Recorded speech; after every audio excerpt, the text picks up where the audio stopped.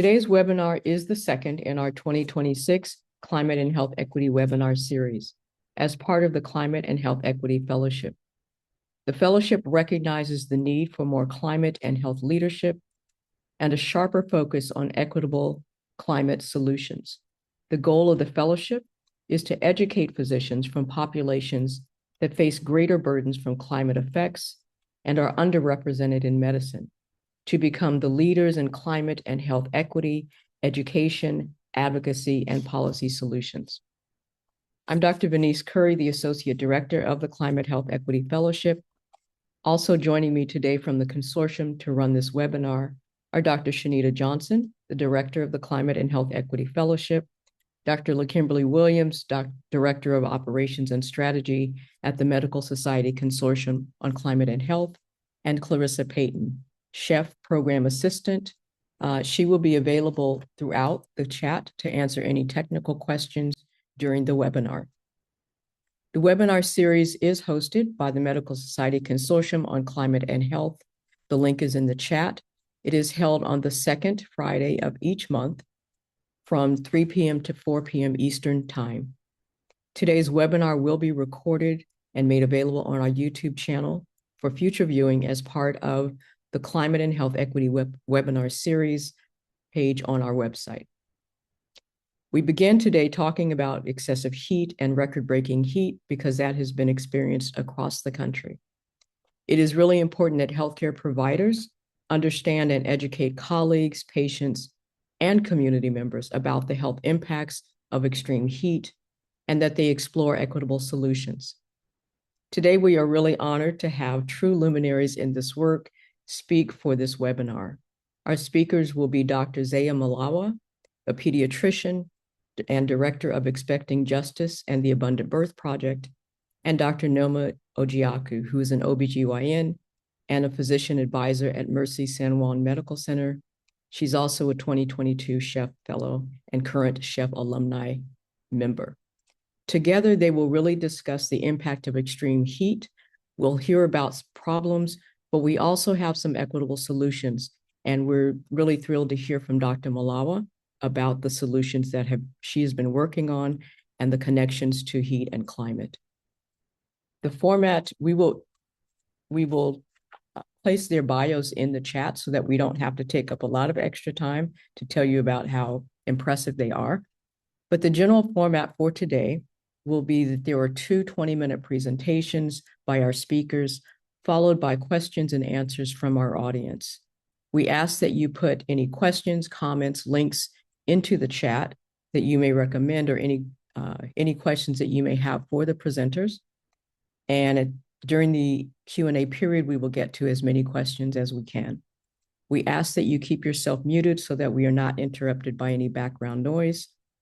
And at this point, I'd love to turn it over to Dr. Malawa to talk about equitable solutions. Thank you for joining us. Hey, colleagues. Happy Friday. Thank you to the brave folks who are on camera. That always makes this a little more fun for me. Okay, I'm going to share my screen, supposedly. What happened? Did it work? Yes. Yay. Okay. So hi, I'm Zea Malawa. I'm a pediatrician and a public health professional. And one of the most exciting things I've done in my career is start the Abundant Birth Project, which is a guaranteed income program for pregnant people. So I'm going to tell you a little bit about the Abundant Birth Project, and then I'm going to make some connections about how the Abundant Birth Project can be an important solution as we try to help birth givers and infants survive rising heat and other climate issues. So I'd like to actually open with a quote from one of our abundant mamas. She said, "I'm a first-time mom, so stepping into this responsibility has been a lot. And it's a big weight, but knowing that financially I'm meeting my needs and her needs takes, again, a lot of the stress off the table. And knowing that there's some security, and so it feels amazing." That's what we want all pregnant people to feel like. In case y'all are not aware, I wanted to make sure everyone's clear on the fact that we have huge disparities and inequities based off of race in this country when it comes to birth. Preterm birth is one of the most common adverse outcomes that we see because of these racial birth disparities. But I'll point out that one of the widest disparities that we see in this country is actually in maternal mortality, where depending on the state you're in, Black women in particular are experiencing anywhere from 2 to 4 times the rate of death due to having kids compared to white folks. I also just want to name that in particular, Native folks and Pacific Islander people are also really facing these inequities. And Pacific Islander folks in particular often kind of have their outcomes erased because it's often clumped into this Asian Pacific Islander category. But those two groups tend to have very different outcomes. And so I would encourage everybody to keep an eye on our Pacifica community as well. A lot of times people are curious about why we have so much preterm birth in this country that has so many medical resources. And so what I would like to offer is actually this graph that I created based off of this data from Norway. In Norway, they have a national healthcare system, so they can track people from conception all the way through end of life. And after looking at millions of health records through the life course, what they found is that when babies are born preterm, even just a few weeks premature, they have a much higher risk for having impact on their cognitive and social emotional development, which in turn puts them at greater risk for lower educational achievement and lower quality employment, which in turn puts them at risk for poverty, which in turn puts them at risk for toxic stress. And that toxic stress is one of the key drivers for having a preterm birth. And so you can see how this is an intergenerational cycle. So then I want you to keep in mind that in places like San Francisco, where I started my work, 1 out of every 6 Black babies is born premature. So when we think about that, how on earth would we ever expect the Black community in San Francisco to rise out of poverty when this is one of many things that they're contending with? And of course, as I kind of already alluded to, this is not the only cycle at play. I think it's also really important to name that racism is a key driver for any number of these intermediary challenges that can all lead to preterm birth.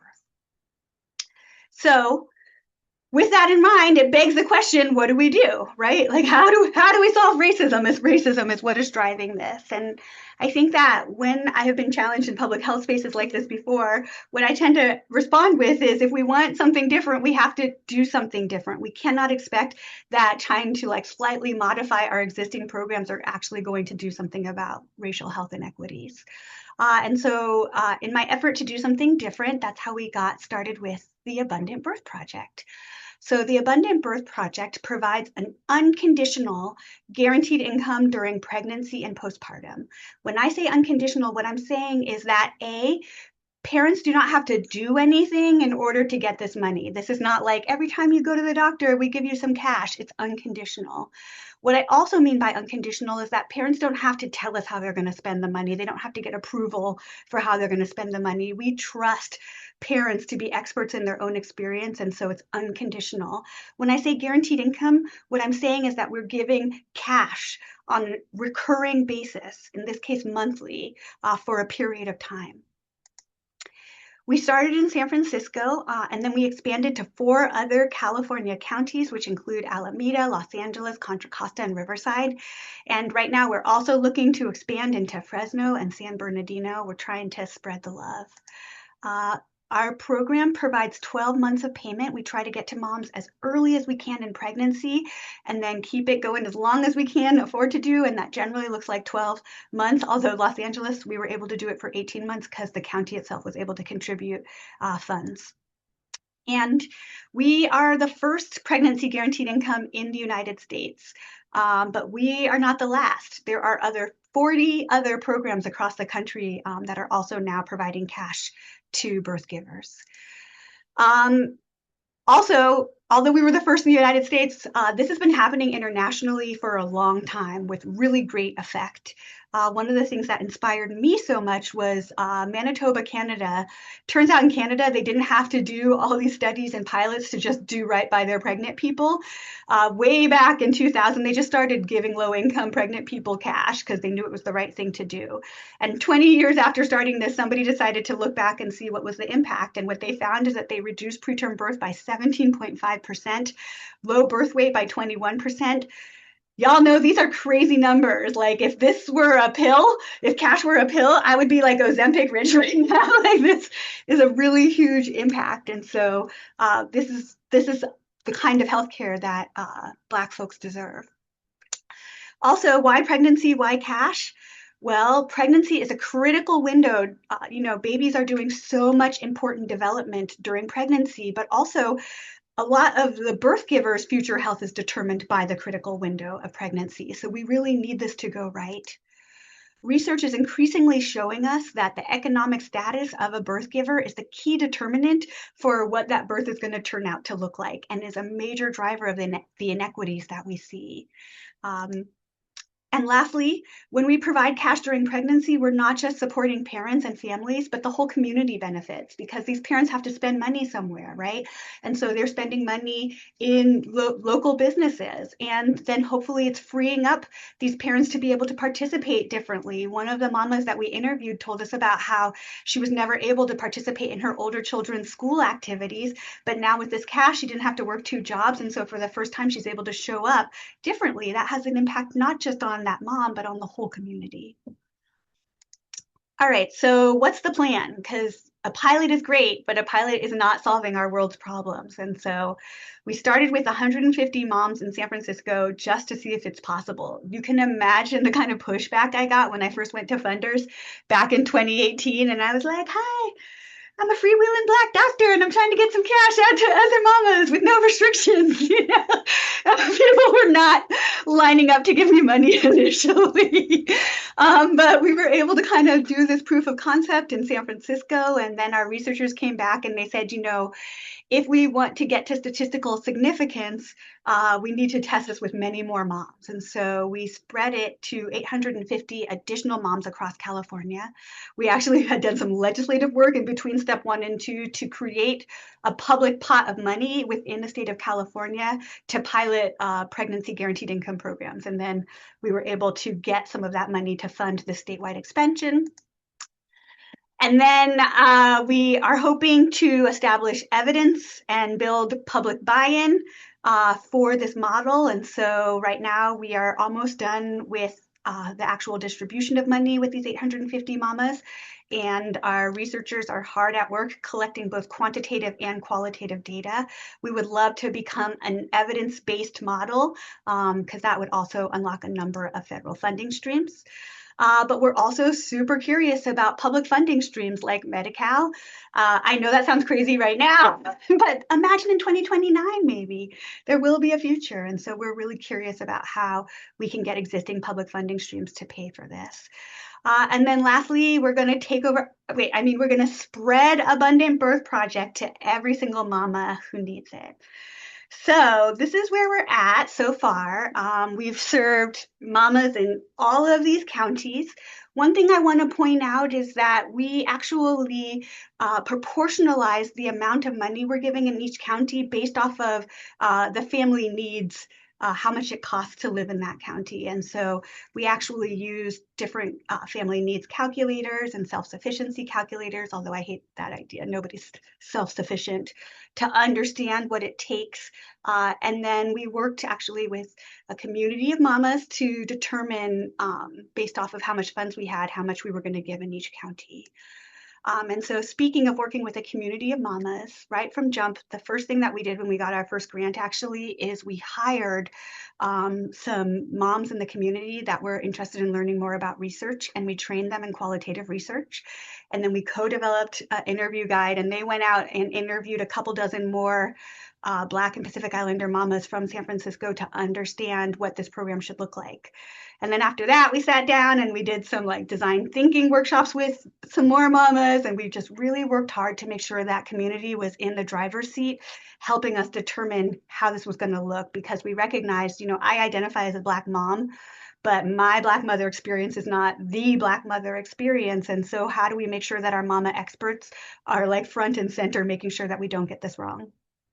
And then after we got the program designed, we established our community governance council to help us answer new questions that popped up along the way, but also to keep us accountable to the community to make sure that we're doing it how we set out to do it. So in the end, for our California-wide pilot, These are the eligibility criteria. So you have to live in one of our participating counties. You have to be in your first 2 trimesters of pregnancy. You have to be over 15 years of age. This was real controversial, y'all. You can imagine. I was like, minors, really? But community, especially mamas who had been teen moms, were like, these are the people who probably need it the most. And if you say you're really about community voice, then when they tell you what needs to happen, you have to listen. And so we opened it up to minors. We had to do some special adjustments for people who are between 15 and 18 to make sure that they're getting additional support in addition to the cash. But that's what happened. And then you have to meet the income requirements. Again, we let community set what the income cutoff would be. And it was really important to our mama experts that we were reaching not just people who qualify for benefits program, very, very low income people, but also some of those people who are in that middle position, which is very common in California, where you earn too much to qualify for things like WIC or SNAP, but you don't earn enough to actually make the ends meet. And so we wanted to include them too. And then you have to meet one of the top 5 risk factors for preterm birth in California, which are these.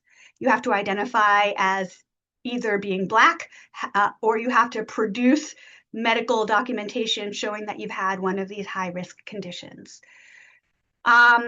This is a really interesting approach to me because it is a race neutral approach. And a person of any racial background could qualify for this program if they, for instance, had pre-existing diabetes, but it also recognizes that anti-Blackness is a key driver in these birth outcomes, and it makes space for that reality. In addition to cash, because we recognize that concrete resources are part of the solution, but that's not the whole solution, we provided these optional activities for mamas. So one thing is that mamas had the option of receiving abundance coaching. Our abundance coaches were culturally concordant coaches that were from the same communities as the mamas, that we trained them all as doulas, and they could provide tailored what we called coaching. We wanted to move away from a case management model for a couple of reasons. One, in talking to mamas during the formative phase, many moms had this experience that case management is very deficit focused and very prescriptive. And neither of those things felt good, especially during pregnancy. What they wanted was a recognition that, a lot of people do not have the energy or the time to transform their entire lives while being pregnant. And so they wanted, for mamas that are super motivated to have a lot of coaching, but if you don't have that space in your life, to just be able to have low touch. And so our coaching is totally optional. And then in addition to that, it's optional to participate in our research or evaluation, but we had nearly 80% opt-in, which has been awesome. We also have the option for mamas to join either our storytelling pool or our policy pool. And we convene both of these groups on a regular basis, our storytelling pool so that we can actually document some of the stories that are coming out of this project, our policy pool so we can mobilize mamas around solutions that will impact the circumstances of their life. In case y'all are curious, these are our research outcomes that we're looking at.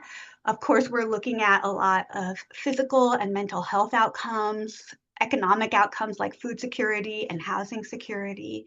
But one of the things I'm super interested in learning about is that we're measuring hope and well-being and agency using some standardized validated tools. So I'm curious to see what we learn. So here's where we're at so far. We've served just over 1,000 mamas. We've given out nearly $12 million. We have documentation of 720 babies born so far, but it turns out a lot of these mamas are too tired in their immediate postpartum period to check in and let us know what their baby's name is. So we're slowly collecting that data too. We, as I mentioned, were the first, but we were not the last. There are a whole bunch of programs across the country. Here are some of the programs that I get really excited about, including this program for Native folks up in Washington State, the Philadelphia Joy Bank, RX for Kids in Flint, Michigan. And because it's important if we want to advance policy to get organized, we helped start the Mother Infant Cash Coalition so that we could get all of these programs so that we can all be thinking about what our public policy work should look like together.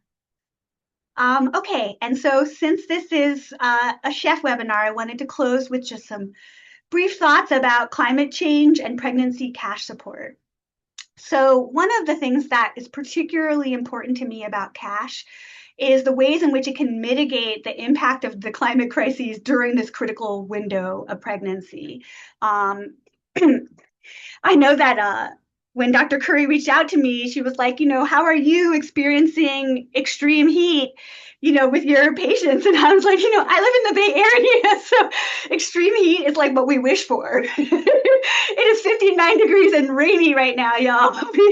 We wish it was warm, but what we do have are a lot of wildfires. And so what our pregnant folks and infants are dealing with is poor air quality, loss of electricity, and this happens frequently. It used to be just a few months kind of at the end of the summer, but now the wildfire season is like 8 months out of the year. So you never know when you might have to move, when you may not be able to go outside because of the air quality, or when you might have your power cut off for a few days. Of course, there's also the various weather crises that we're seeing and extreme heat. And when this happens during pregnancy, it drives up toxic stress. And toxic stress is one of the most harmful things that can happen during a pregnancy. As I've been alluding to, the toxic stress from racism is one of the most toxic things that can happen to the womb environment that we know of. But relatedly, the extreme toxic stress of surviving a climate crisis during this critical window of pregnancy can also be very harmful.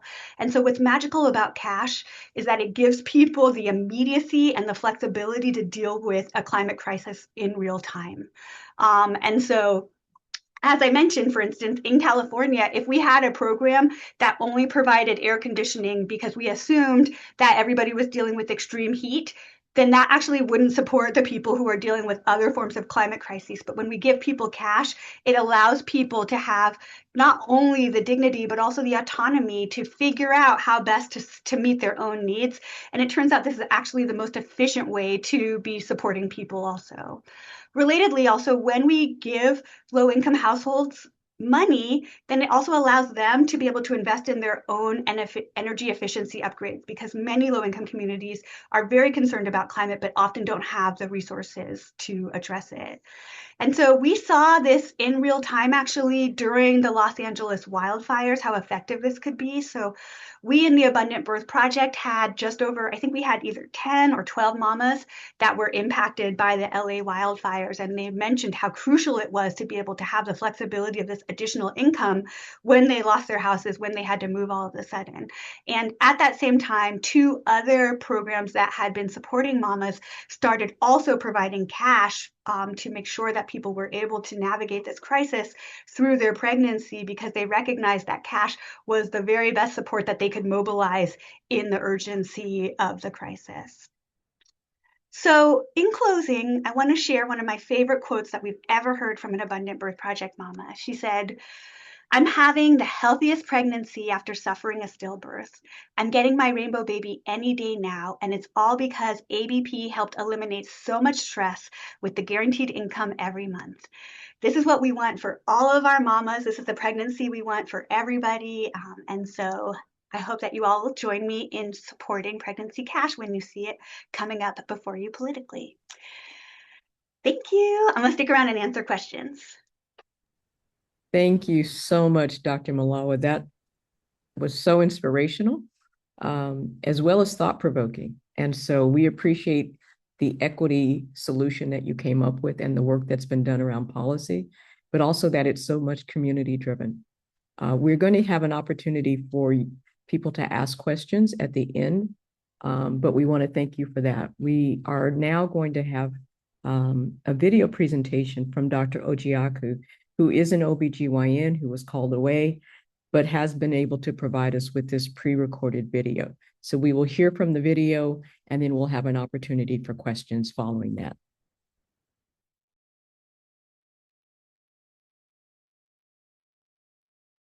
Good afternoon, and thank you for the opportunity to present. I want to start by acknowledging that this is a pre-recorded presentation due to a scheduling conflict with work, but I am very grateful to be able to contribute to this session. Today, I will be discussing the impact of climate change on maternal and fetal health with a focus on health equity and climate justice. I have no relevant financial disclosures. However, I do like to acknowledge that my interest in this work is deeply personal. As a mother of three daughters, I think about the future that they will inherit and the possibility that one day they may choose to become mothers themselves. So, this work in many ways is about ensuring a safer and healthier future for them and the patients that we serve. I'll also note that this discussion is particularly timely as we approach Black Maternal Health Week this year.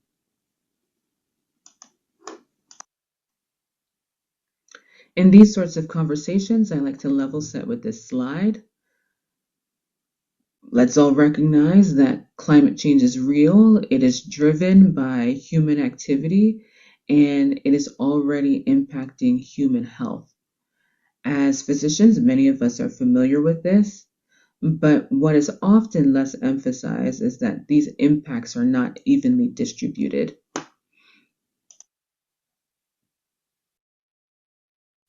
So that realization is what largely gave rise to the environmental justice movement. The environmental justice movement emerged from communities who recognize that environmental harm has never been equally distributed.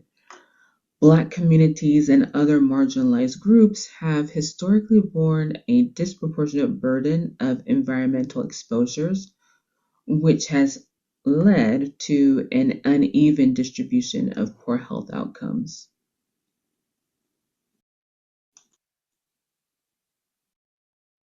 Environmental justice is also born out of, or environmental justice, climate justice, I use those words interchangeably, but it is born out of a dissatisfaction with traditional environmentalism.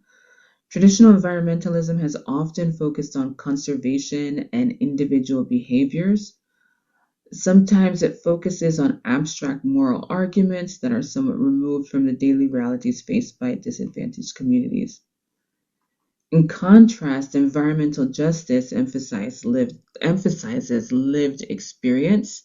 That is where people live, work, and exist, and how these environments, this wider definition of the environment, shapes both exposures and health outcomes.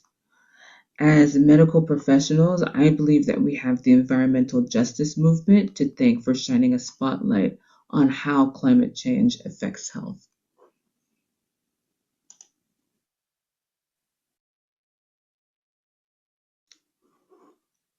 Let's see if this will. I've tried to get a static version of this graphic, but I can't. So I have this animated one. But as physicians, I'm sure we are all very familiar with this framework, which is pretty comprehensive in terms of reviewing the impacts of climate change on human health. However, I would argue that in this particular framework, there is an important group that is missing from its discussion, and that's pregnancy. Maternal and fetal health are not consistently centered in climate and health frameworks, and this gap is not necessarily unique to this particular graphic.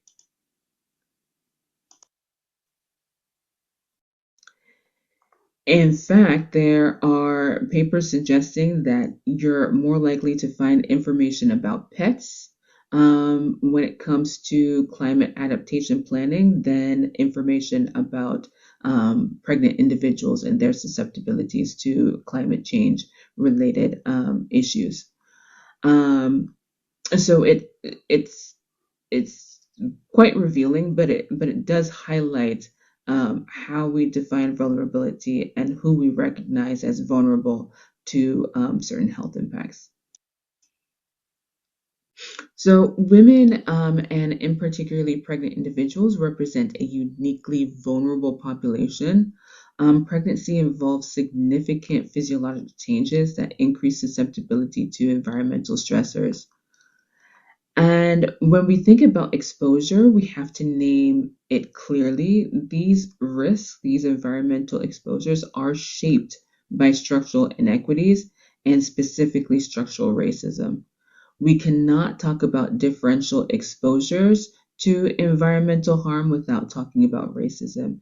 And there is a complex interplay between race and gender that exacerbates some of the effects of these exposures. So a bit of a technical difficulty, but I'm hoping that this will work on this take.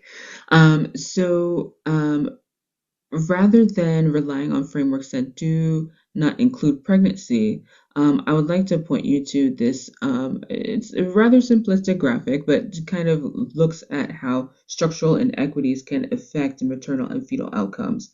So you have structural inequities, which dictates how extreme heat, air pollution, natural disasters are experienced by the pregnant person.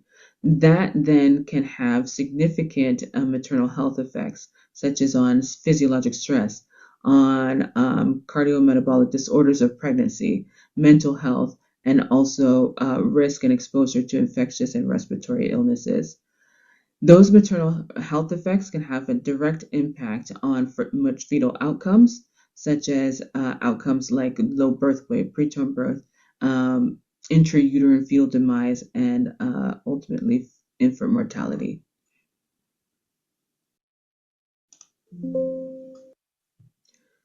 To bring this into a clinical context, let's consider a case study. We have a 29-year-old Black woman who had prenatal care and no chronic medical issues during the pregnancy.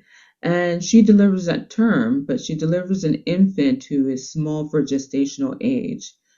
So, of her exposures, it's notable that she works outdoors as a security guard in a hospital in a high traffic area. Um, so, the question that she presents is she has had a previous pregnancy that was affected by what seems to be some degree of fetal growth restriction. And now it looks like in this most recent pregnancy, she's also having a small for gestational age baby, despite the fact that she attended all her prenatal visits, did all that she was supposed to do, and also did not present with any chronic medical conditions that we typically associate with fetal growth restriction. So in this example talks about how some of the outcomes that we see are not just due to individual risk, but also we need to take into account environmental exposures and how that can have an effect or a consequence on maternal and fetal health.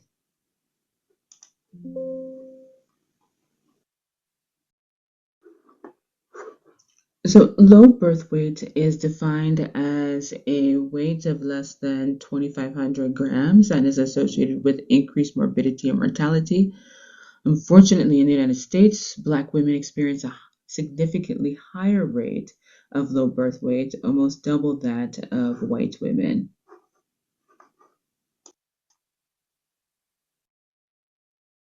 So when we think of climate exposures that can lead to conditions such as low birth weight, one of them that we have to consider is air pollution. And air pollution is structured by race and place. So communities of color are more likely to live near highways, industrial zones, and areas with higher pollution burden.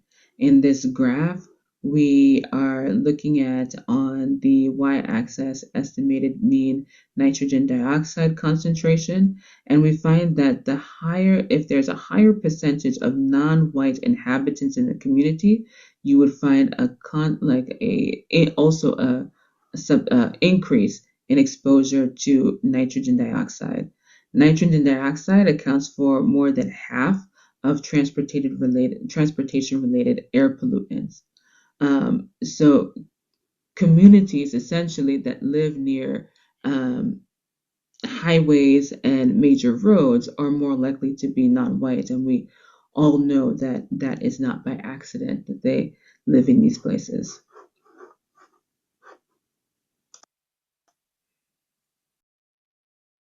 Also, when looking at nitrogen dioxide, there was a study that was done in New York City between 2008 and 2010, in which they found a dose-dependent relationship between exposure to nitrogen dioxide and a decrease in infant birth weight.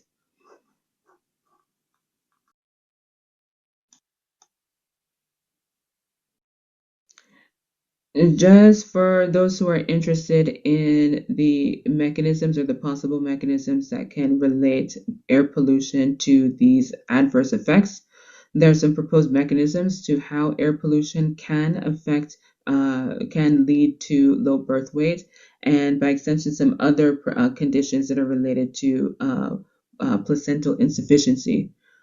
So, proposed mechanisms include that air pollution does lead to impaired cardiopulmonary function. Of course, there's direct exposure to these toxins that can lead to poor placental performance. Oxidative stress and can lead to placental inflammation. There has been evidence that air pollutants can actually cause alteration of gene expression in the placenta. And there could be changes in blood viscosity, which can also affect, can lead to placental insufficiency and oxygen delivery.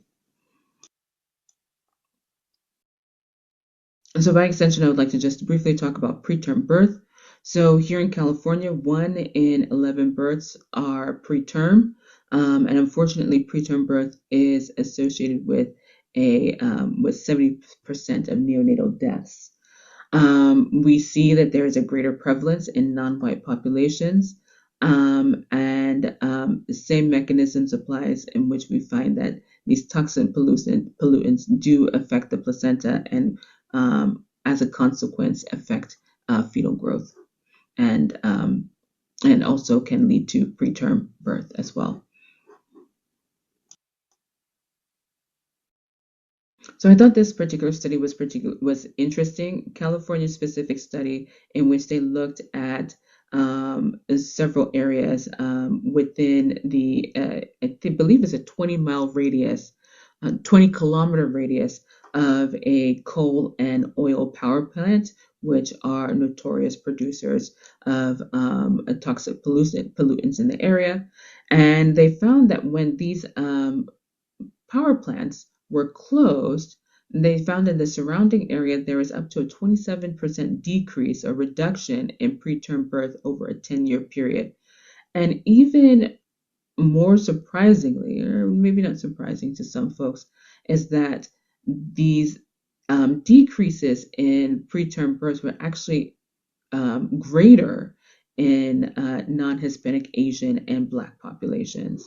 I also included a little bit on the slide about another study that looked at how proximity to areas with high traffic patterns also showed a relationship to an increase in preterm birth. Air pollution in general there are a number of studies out there that have shown that there is a relationship between air pollution and adverse obstetric outcomes such as hypertensive disorders of pregnancy, congenital heart disease, intrauterine fetal demise, and infant mortality.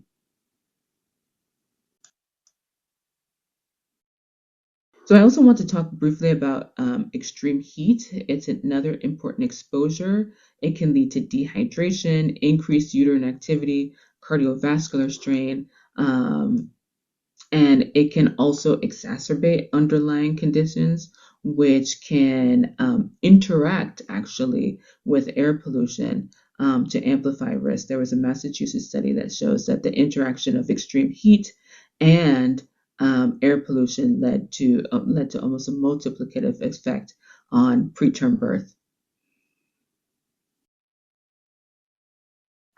So again, several studies have demonstrated that heat is related to a number of adverse obstetric outcomes, such as low birth weight, congenital defects, preeclampsia, and unfortunately, intrauterine demise.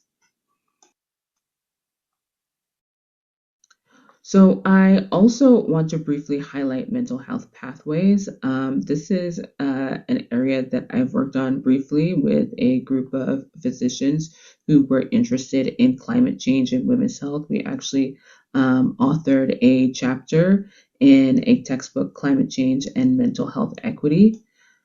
So we were able to demonstrate or illustrate the climate change impacts on mental health through multiple pathways, um, particularly for women, in multiple ways, including issues relating to food insecurity, disruptions in healthcare access, which can be particularly pertinent during pregnancy, disaster exposure, displacement, and also show that climate change, especially as it relates to disasters, can lead to an increased risk of gender-based violence. Also, I mentioned heat earlier in regards to preterm labor, but for direct maternal effects, heat itself can exacerbate underlying mental health conditions. So, major medical organizations, including those focused on obstetrics, have recognized climate change as a critical health issue. Um, However, one of the limitations with recommendations is that even though they say that yes, you should counsel patients about the effects of climate change on their health, they don't actually provide very clear guidance on what this looks like in day-to-day clinical practice.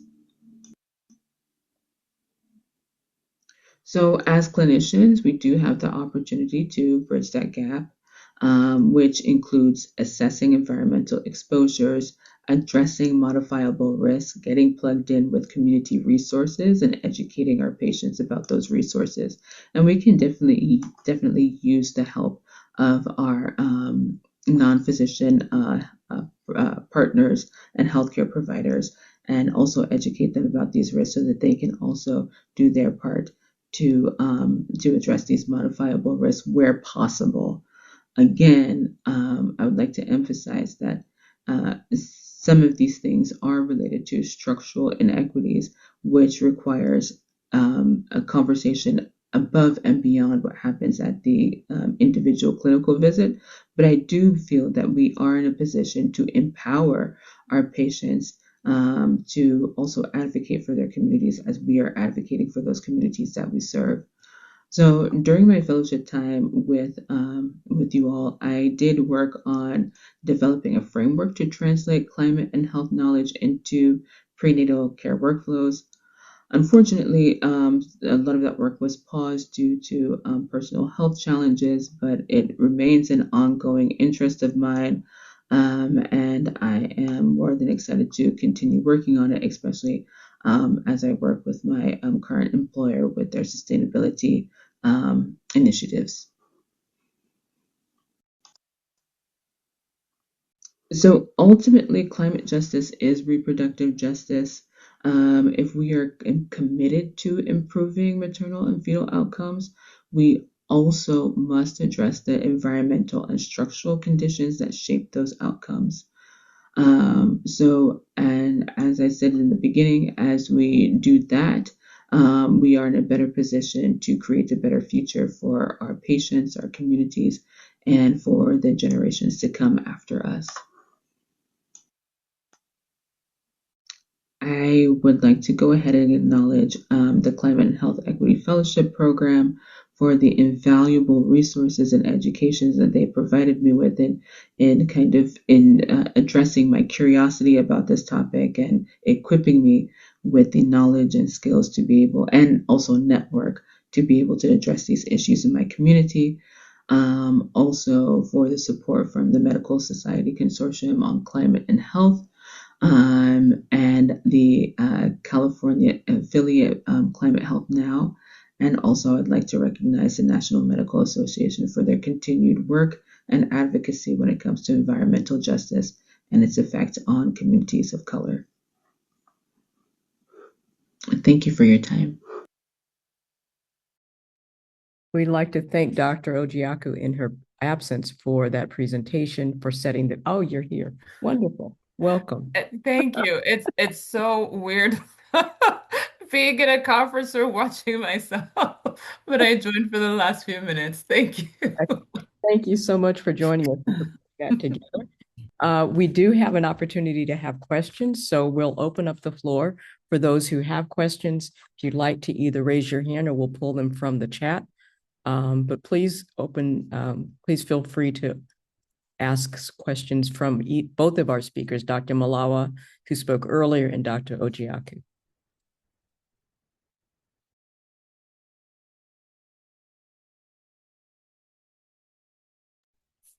Although I don't see a question right now, I do want to acknowledge that Dr. Wong has said there is great appreciation for the fact that you made that distinction between Native Hawaiian Pacific Islanders. That was in Dr. Malawa's presentation, so I do want to acknowledge that. But are there other questions?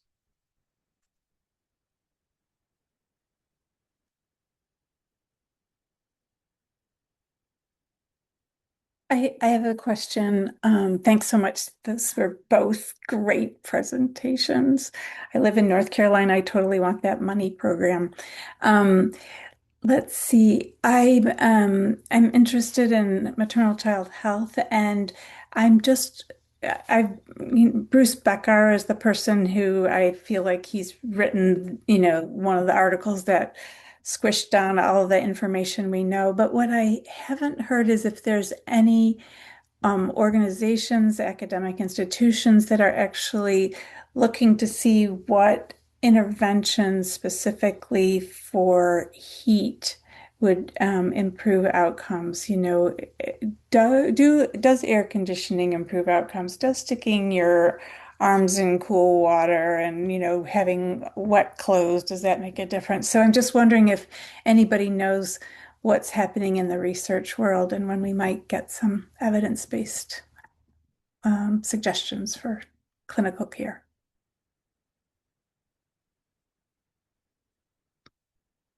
Well, I can confirm and let you know of the gaps. And that's one of the frustrations that I've been finding is that it's not terribly clear from the various medical societies what to do next. There's a lot of research and data, and rightly so, and it's very helpful.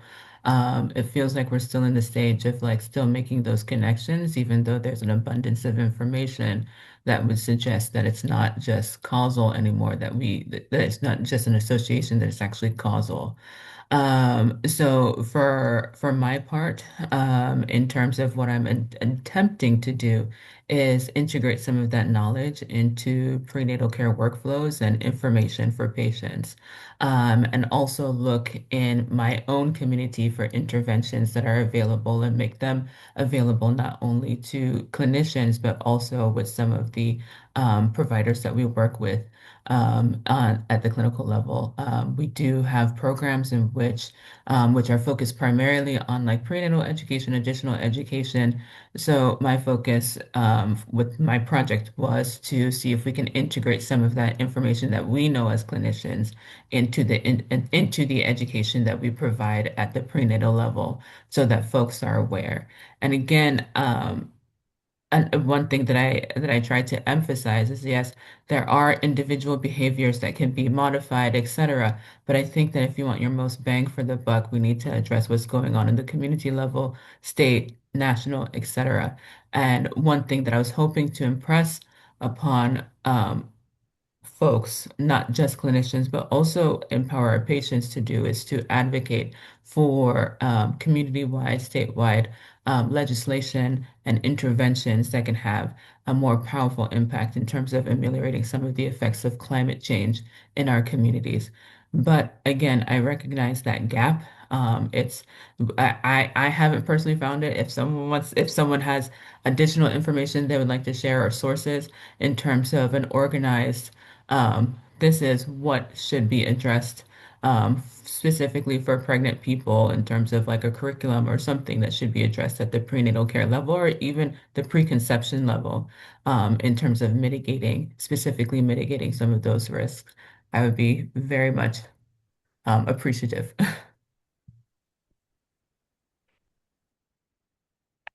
I'll just say that in North Carolina, I've been working in this space for I guess 3 years or so, and I think I found one OB provider and maybe a couple of family docs who kind of even think about the climate health issues as connected to pregnancy care. And so it sounds like your toolkit is in process but not finished. Is that right? Well, can you please hurry? Because Yes, I've been on a bit of a hiatus for a bit, but that's a whole nother story. yes, you are totally allowed to be on whatever hiatus. But I'm just pointing out that I think that there's our organization, the North Carolina part of the Medical Society Consortium, is really working in the maternal child health space, and we feel like maybe we need to start kind of Yes, from scratch on that. But yes, it sounds like exactly. it's already underway. Yeah, I'm just curious, what part of North Carolina are you based in or from? I live in Chapel Hill. Okay, great, great. I spent some of my childhood in North Carolina, so but a bit further away, in eastern North Carolina, Goldsboro, which is a bit more rural. So A bit more. Yeah. yes, a bit. I can also add, and I'm also in North Carolina. I was actually on a meeting with Kathleen this morning with our North Carolina associates, but I don't have a question, just more a comment. I really appreciate the case study. I am a pediatrician, 2025 chef fellow as well. So it's great to connect with colleagues again. But I really appreciated that case study that you shared. And I think emphasizing, because we hear so much about the lack of prenatal care, lack of access, but you pointed out, the mother had all the prenatal care, all the appropriate screenings, and still this is the result. So I think that that is something we don't hear enough, and I think that it was brilliant, and very insightful of you to highlight that. So thank you for sharing that. And whatever your toolkit, I think for us as pediatricians, even that being on our differential diagnosis, if we are in the nursery and we have a baby who's small for gestational age and we can't figure out why, that's Yes, something yes, that yes. most of us probably may not consider. So that was excellent. Thank you. Thank you. And I also wanted to highlight, I realized that when I was editing it, I kind of skipped over this. So initially when writing up this prompt, initially I wanted to put good prenatal care. But if one was digging through the weeds of this particular case study, one would note that this baby was small for gestational age. She attended all of her prenatal appointments, and this is based in reality, based on what I've seen. This should have been caught early. It could have been caught early. So then it begs the question, why not if she's attending all of her prenatal visits? Because we do have studies that show if you eliminate some of these things such as like the chronic diseases, or if you standardize for like weight and comorbidities and even attendance for prenatal care, you still see those disparities. So it's not just only environment.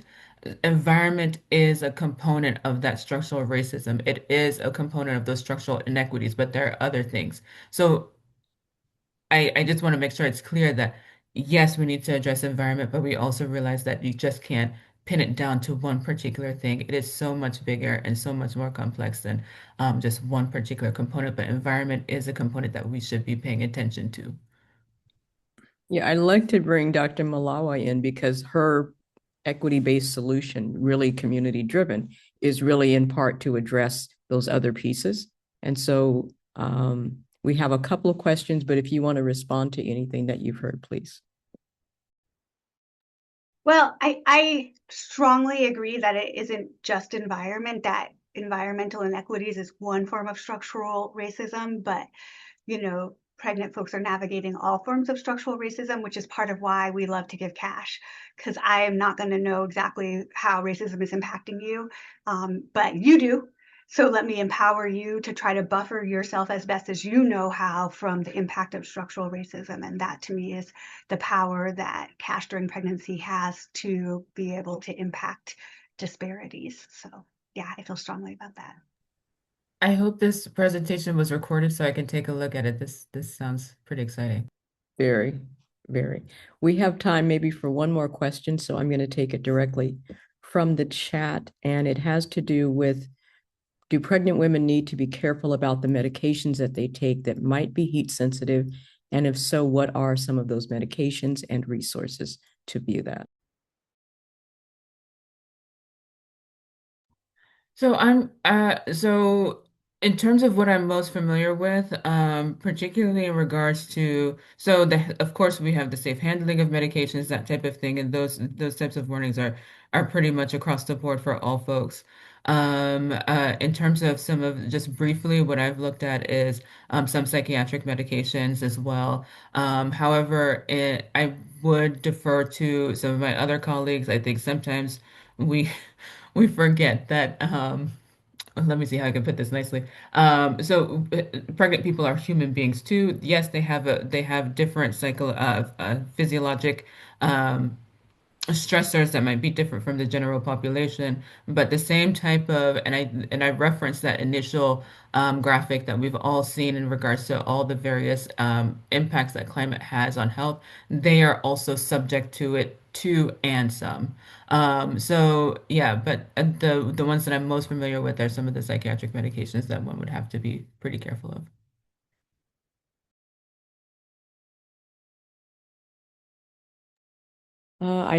I know this discussion can continue, could go on for much longer, but we do need to wrap up this session. I would like to thank our speaker and to thank all of you for participating in this webinar series. I really do hope that you found the information helpful, that it's been thought-provoking, and that it is timely, given that we are facing such extreme heat. Our next webinar will be on May the 8th at this same time, 3 to 4 Eastern Standard Time, where we will be covering extreme weather, which we probably would have experienced even more at that time frame. Before you leave, we do ask that you would complete our survey. It's on the link is in the chat. If you would take a moment to click on that link, complete the webinar survey, we would appreciate your input and your feedback on that. We thank you again for joining us, for participating, and for your very thoughtful questions and responses. This would conclude our webinars for this evening or this afternoon. Happy Friday. Please take care and be safe. Thank you. Thank you.